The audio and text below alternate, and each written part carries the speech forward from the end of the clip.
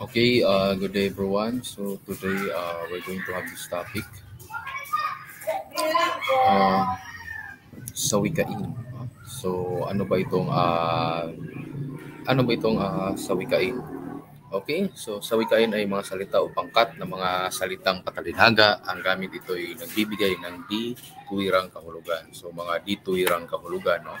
So mostly nagagamit ito sa pagsasabi, no? Sa pag-express, no, ng mga saloobin, no.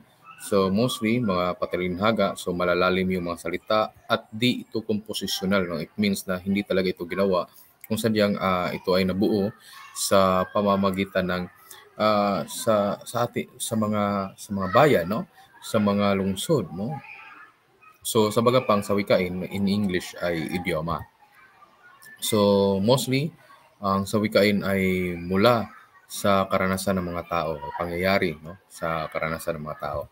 Then ito yung mga iba pang mga halimbawa ng idioma, no. So halimbawa ay butas ang bulsa, no. So walang pera. So halimbawa, laging butas ang bulsa ni Tony dahil sa kanyang pisyo. Okay? So bukas butas ang bulsa, so it means no laging walang pera. Then, ilaw ng tahanan. So, ang ina, no? So, ina, no? Napakabait ng aming ilaw ng tahanan. Or, si Lucy ang ilaw ng tahanan. Okay? So, alog na ang baba. No, ibig sabihin ay mga matanda na, no? So, halimbawa, no? Alog na ang baba ng mag-asawa at di na kayang magtrabaho. Next, no? Bahag ang buntot. It means, no? Duwag, no? Bahag ang buntot ni Luigi, no? No, bukas ang palad, no, ibig sabihin bukas matulungin. For example, no, si Grego ay laging bukas ang palad para sa mga may hirap. Next, no, nagbibilang ng poste. So hindi literally na nagbibilang talaga ng poste. It means sa wikay, no, yung nagbibilang ng poste ay walang trabaho. Okay? So siya ay nagbibilang ng poste lalo't ngayong pandemya, no. Iba pang halimbawa, maraming mga nagbibilang ng poste sa taong ito dahil na rin sa pandemya. So anak dalita. So it means, no, anak dalita ay mahirap, no? So magsikap ka sa buhay kahit ikaw ay anak dalita. So bukal sa loob, taos puso, tapat, no? Si Tonyo ay bukal sa loob ang pagtulong sa kapwa. So busilak ang puso, no? Ibig sabihin malinis ang puso, no? Napakabusilak ng puso ng aming ina, Nina Aling Leta. So di makabasag pinggan, so sobrang katahimikan, no? Mainhin. So, ito, no, isang kahig, isang tuka. So kakarampot na kita na hindi nakasapat sa ibang pangangailangan, di ba? Kayo rin ay nakakarinig, no, sa kantang ito, no, isang kahig, isang tuka. So it means, no, so ito ay tungkol sa kakarampot na kita, no. Yung ibig sabihin nito, kakarampot na kita, no. Halimbawa, karamihan sa ating kababayan na isang kahig, isang tuka ang kalagayan ng buhay. Itaga mo sa bato. Okay, tandaan, no, ang masamang bagay na ginawa mo sa iyong kapwa, gaano man maliit, ay muling babalik sa iyo sa ibang paraan. Itaga mo sa bato. Pagputi ng uwak, no, ibig sabihin walang maasahan, walang kahihinatnan. Halimbawa dito, babayaran ka ni Rafi ang kanyang pagkakautang pagputi ng uwak. Sa balutan, it means naglayas. Abot tanaw, naabot ng tingin.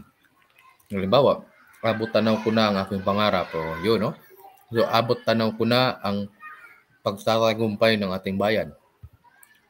O agaw buhay, no? It means naghihingalo, malapit na mamatay, muntik nang maputulan ng hininga or malagutan, no? Halimbawa, agaw buhay na nang dalhin sa ospital ang lola ni Andrea, or nang dinala sa ospital si Leo ito ay nag-aagaw buhay na. Yun, no? O talagang 50-50 yung kanyang kalagayan. Next, anak pawis, no? Manggagawa, no?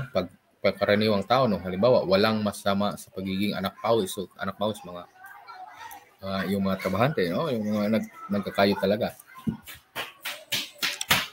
Halimbawa, asal Halimbawa, asal hayop, no? Masama ang ugali, no? Ang pinakaayaw ko sa lahat ay yung taong asal hayop.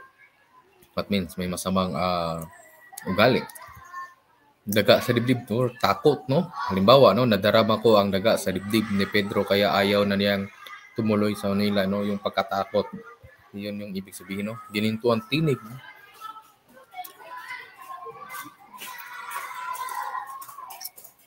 Halimbawa, maganda ang boses, no? Yun yung kahulugan, no? May gininto ang tinig ang anak mo. Or, halimbawa, no? Si Ninya ay may gininto ang tinig. Yun, no? So, sa gagawin ninyo ngayon, no? So, yung gagawin ninyo today, so kayo ay magpapangkat-pangkat. Kayo ay magpapangkat-pangkat, no? So,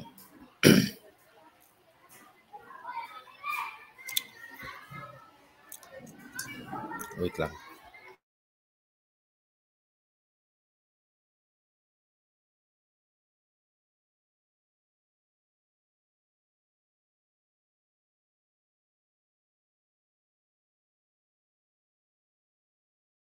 Kung gagawin ninyo ay ito, no? So, mag-count kayo ng groupings 1 to 4. So, yung gagawin, no? 1, 2, 3, 4, no? By group kayo by 4, no? Count kayo 1, 2, 3, 4. Lahat ng 1 magkasama. Lahat ng 2 magkasama. Lahat ng 3 magkasama. Lahat ng 4 ay magkasama. So, gagawin nyo to. Okay? So, yung gagawin nyo dito, bibigyan nyo ng kahulugan ang mga sawikain na nandito. Okay? So, yun yung gagawin ninyo. Then, isulat ninyo, no, sa likod yung sino yung leader ninyo dito. Okay? So, yan lang at kukunin ko to. God bless.